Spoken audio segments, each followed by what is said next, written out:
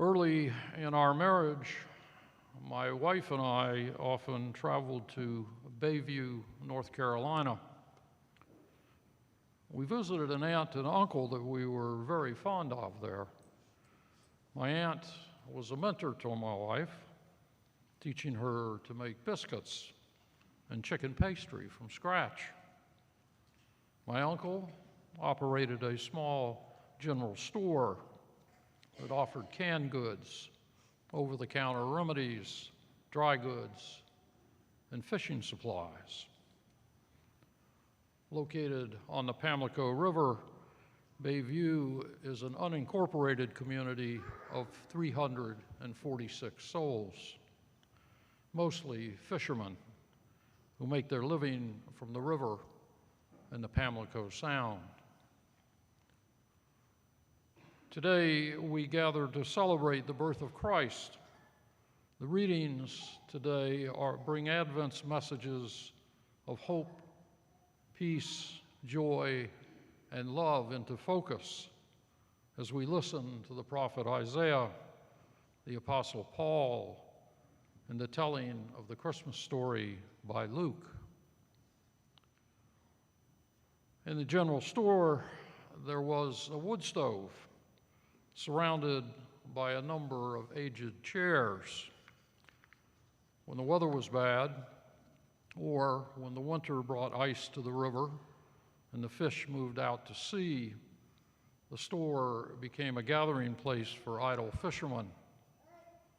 They would show up in the morning and stay until the store closed, sharing gossip, whittling, and keeping warm. My uncle would complain that they didn't buy much.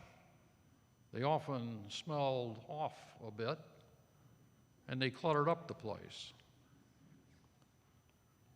In the first reading, we hear Isaiah offering the Jewish people hope for deliverance from the darkness that they are living in. The northern kingdom has fallen to the Assyrians.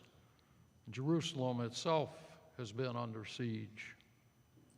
In this world of darkness, Isaiah foretells of the light which will come to overthrow the darkness.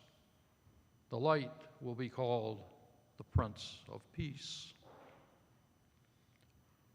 Back in the general store, occasionally a fisherman would buy a pack of soda crackers and a can of Vienna sausages.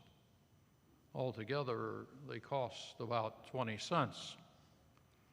They would sit and eat, dropping crumbs on the floor, leaving the empty cans on the stove.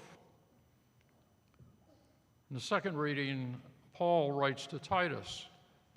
And Titus was the leader responsible for developing the church in Crete.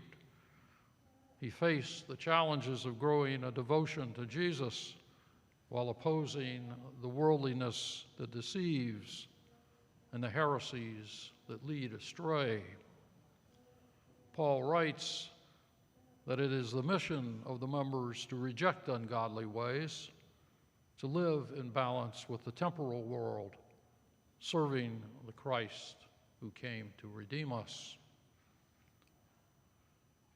One day at the general store, after a long period of bad weather and an extended occupation of the store by the idle fishermen, my uncle came home in a rage.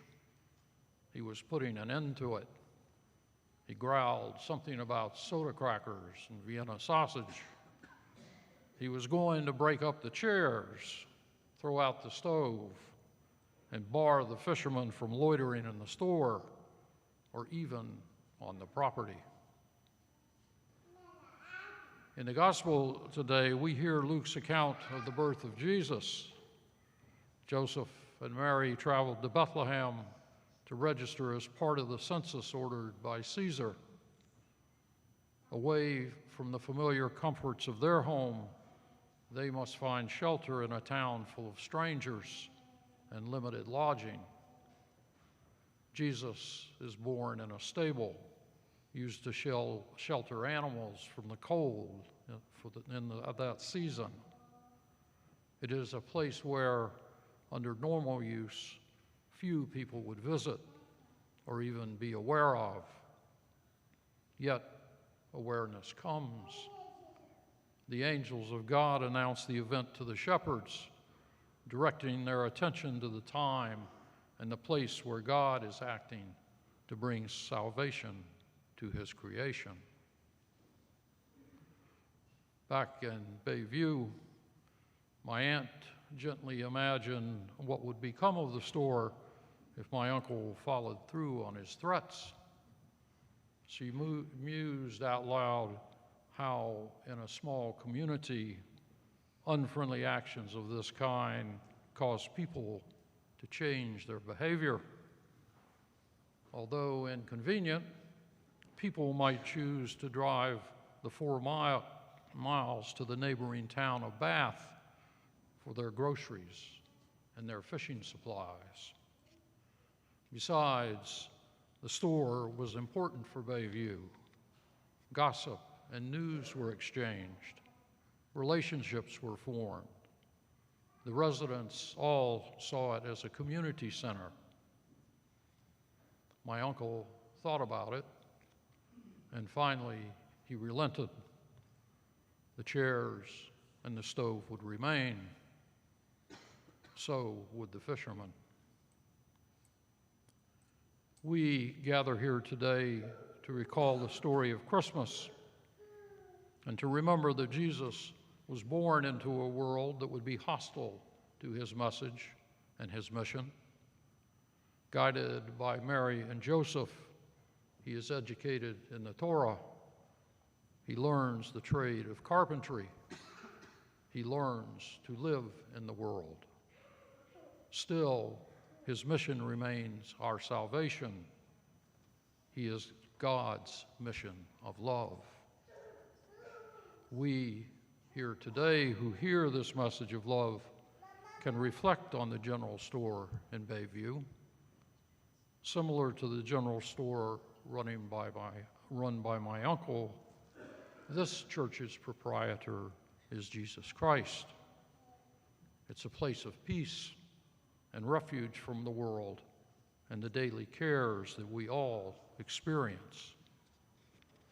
Like the fishermen, we can leave the bad weather and the cold and the rough seas of our lives for a time, resting in the warmth and the comfort that is offered here.